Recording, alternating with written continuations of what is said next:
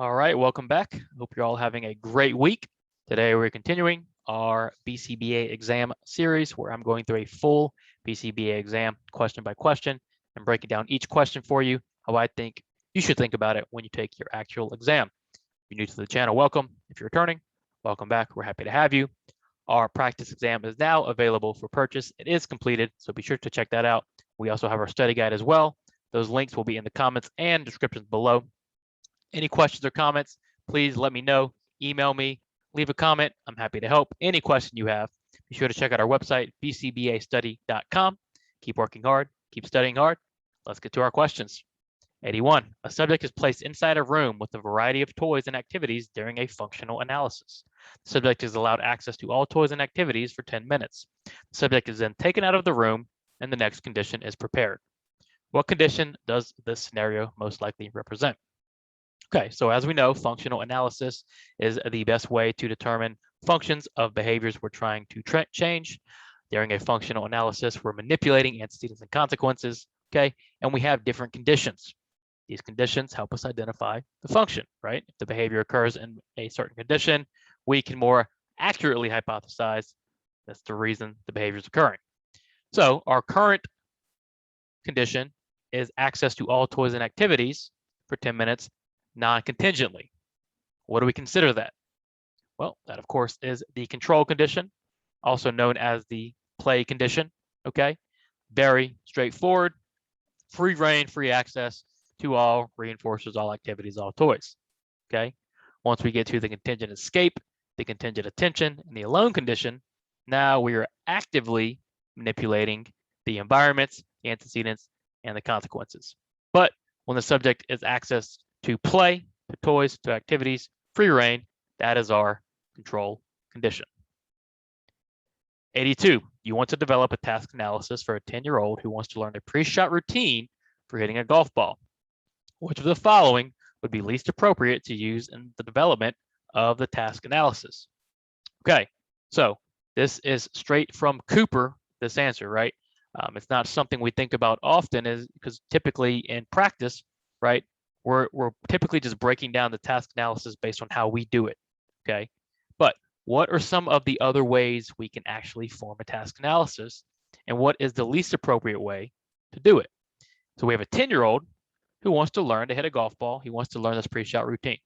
What should we not do to develop our task analysis using our task chain? A, observe a pro golfer's pre-shot routine and model your steps after him or her. Okay, so can we observe an expert? Can we observe someone who's mastered the game? Absolutely. A great way to develop a task chain using a task analysis is observing an expert. So A is totally fine. What about B? Observe other 10-year-olds as they do their pre-shot routines.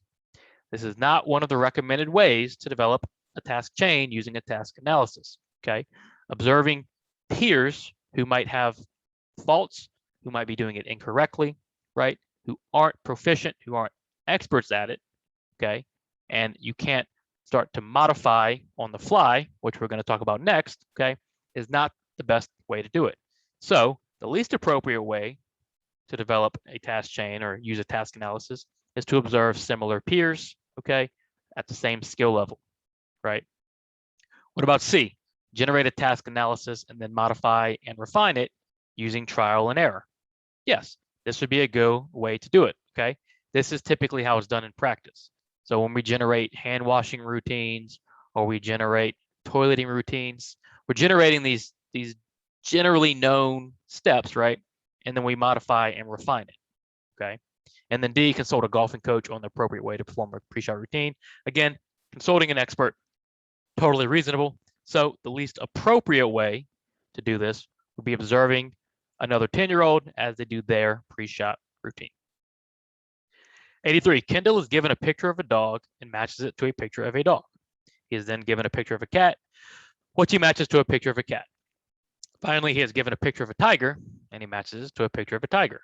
Kendall has demonstrated what? Okay, so we are looking at symmetry, reflexivity, transitivity, and then reactivity, okay? One of these is not like the others. What can you immediately eliminate? course, reactivity, right? So we're looking at symmetry, reflexivity, and transitivity. Well, what do we know about symmetry? Symmetry is when A equals B and B equals A. Reflexivity is when A equals A. Transitivity is when A equals B and therefore B equals C. So what are we representing, okay, in our stimulus equivalence question? We're representing Kindle matching a dog to a dog. So that would be dog would be A, matching it to A. Cat would be A, matching it to another A. And then tiger would be A, matching it to another A. So what has Kindle demonstrated? He's demonstrated A equals A. Which one is that? That is reflexivity, right? Symmetry again is A equals B, B equals A. Transitivity is A equals B, therefore B equals C, and C equals A, okay? On your exam, be sure to write out your stimulus equivalence questions, okay? They can get very convoluted and tricky the way they word them. The easiest way to solve these is to actually write them out using the scratch paper they give you, okay? And then go from there. 84, Johnny's favorite breakfast is pancakes. Whenever Johnny is served pancakes, he drowns them in maple syrup. In response, Johnny's mom removes the maple syrup. What can be said about this intervention? Okay, so kind of a tricky question here, right? Kind of a trick question, just to kind of reinforce a few ideas. So what do we see here? We see Johnny served pancakes. He drowns them, and so his mom removes the maple syrup. Now, what does your mind immediately jump to? Immediately you start thinking punishment, right? How do we determine if something is punishing or reinforcing? We look at the future behavior. How does that consequence affect the future behavior? Do we know what Johnny does in the future with the pancakes and maple syrup? No. Okay, so we don't know what type of consequence is Johnny's mom removing the maple syrup, okay? We can't definitively say, okay, it's punishment or reinforcement, right? It's unclear. Now we know it's not positive, right? Because we are removing something. So at the very least, we know it's negative, but until we figure out or find out what happens to Johnny's behavior in the future as a result of his mom removing the maple syrup, we can't definitively say it's punishment or reinforcement. Therefore, we have to go with D. It's unclear, not enough information. Again, kind of a tricky question, right? Just trying to reinforce some ideas, trying to establish, okay, and remind you that in order to identify something as punishing or reinforcing, we must always look at how does it affect the future behavior. 85, Brock likes to eat Subway. After he's finished with the sandwich, he will throw the wrapper away. Sometimes he places it in the trash can. Sometimes he throws it in the trash can. And sometimes he shoots it like a basketball into the trash can. This behavior set is an example of a what? Okay, so Brock is doing what? He's throwing away this wrapper, and he's doing it in a variety of ways. So all these different topographical responses are what? All serving the same function, which is to discard this trash, okay? So this behavior set is an example of what? Is it an example of a response? Well, what is a response? A response is a single instance of a behavior, okay? We have multiple forms of this response, okay? But they're all serving the same function. So when we have different responses which serve the same function, what do we consider that? We consider that a response class, okay? On the exam, even when you identify the correct answer early, always read all of your answer choices, understand why the wrong answers are wrong, especially during practice. Keep repeating this, but during practice, understanding why the wrong answers are wrong is going to help you get better, okay, at the exam. So these are response classes. Stimulus classes are stimulus that share common features, okay, evoke common behaviors, right? We're not talking about the stimulus here. We're talking about the stimuli here. We're talking about the actual behavior, right? The responses. And then stimulus generalization, right, is when you have a single response across multiple stimuli. That would be like if Brock, okay, threw his trash away in a trash can, okay, threw his trash away in a different trash can, and then threw his trash on the ground, okay? The response is still discarding of the trash. It's just generalizing across multiple stimuli. But we're not looking at that. We are looking at the responses, the behavior. This is a response class. 86, which of the following answer choices best describes self-management? Okay, so this idea of self-management in ABA, right? We have self-evaluations, we have self-monitoring, okay? We're trying to change our own behavior. What is our goal though? What is the idea behind self-management? Is it applying behavior change strategies to produce a positive change, to produce a change, to produce a negative change, or to produce a desired change? Okay. Well, using self-management, okay, on ourselves, we obviously want to benefit us, right? We want to change our behavior, okay, in a way that we desire. Okay. The entire idea behind self-management is changing our behavior to meet a need, to meet a want, or to meet a desire. So, which of the following answer choices best describe self-management? It's applying behavior change strategies to one's own behavior to produce a desired change. 87, the client engaged in self-injurious behavior. The client swung an open hand towards his leg repeatedly, contacting the palm of his hand. A red mark was observed as a result of the behavior. What is this session note describing? Part of your job as a BCBA is going to be reviewing session notes from your RBTs, making sure they're compliant, making sure they're complete, and using those session notes to kind of form, right, your hypothesis and shape some of your interventions. So let's say you read this session note. What is it describing? What is it telling you about the behavior? Is it describing the function, the topography, both, or the antecedent? Well, we know it's not the antecedent, okay? It's not describing a particular scenario that occurred. It's describing just the behavior itself. We can eliminate D. So that leaves us with function and topography. Well, function we know is why the behavior happens, okay? So escape, tension, tangible, self-stimulatory, or automatic. Are we describing a function here? No, there's no reason why the behavior is occurring. What are they doing? They're describing how it looked, right? What does the behavior look like? Some of the features. And as we know, the behavior looks like, what is the word for that? That is topography. This session note is describing the topography of the behavior, or simply what the behavior looks like. A good behavior definition will include both the function and the topography of that behavior. That way we can repeatedly observe and measure that response or behavior.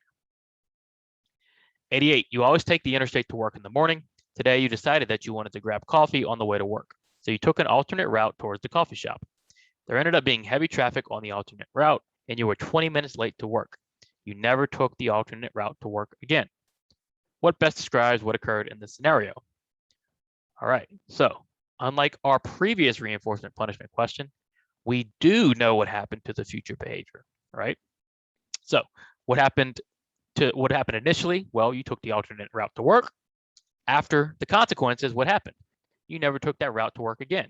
That behavior decreased, okay? So are we looking at reinforcement or punishment? We're looking at punishment, okay? And what happened? Well, you were late for work. This thing was added, this consequence was added of being late, okay? So is that positive or negative? That, of course, is positive. Positive punishment, okay? At this level, at the BCBA level, reinforcement punishment questions should be very simple for you, okay? If you're still struggling with these, do a lot of scenario questions. Start thinking about reinforcement and punishment in your everyday life, okay? Just always break it down. Are we adding something or removing something, meaning positive or negative? Are we increasing that behavior? Are we decreasing that behavior, meaning reinforcement, punishment? 89, you instructed your RBT to take whole interval data. The target behavior was your client sitting in the chair without standing up. The RBT recorded the following data. How many responses should they report? All right, so whenever you get any sort of question with a graph or a chart, understand what's going on in the question and understand what they're asking you. They want to know how many responses your RBT should report. What kind of data did they take? Well, they took whole interval data. What do we know about whole interval data? Well, it's interval recording, and the behavior has to occur for the entire interval for it to count as a response, okay?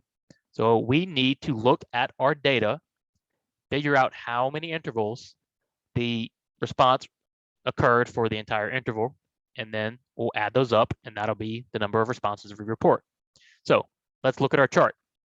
We're looking at 20-second intervals. So the behavior has to occur for the entire 20 seconds for whole interval data and for it to qualify as a response. Number 1, 19 seconds, no. 2, 8 seconds, no. 3, 9 seconds, no. 19 seconds, 18 seconds, 4, 19, 12.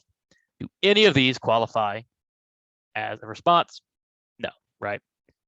Given whole interval data, none of these intervals would qualify as a response, thus highlighting one of the downfalls, okay, of interval data and discontinuous measurement. It doesn't fully capture the behavior, right? The behavior is occurring, but when you look at your data sheet, you're going to see 0 responses. And that's just not what actually happened, okay? So remember, discontinuous measurement has its purposes, right? But continuous measurement is always, always, always going to be more accurate. Finally, 90. Gloria has a massive amount of work for a project to do today. She knows she will need some help, so she picks up donuts for her coworkers.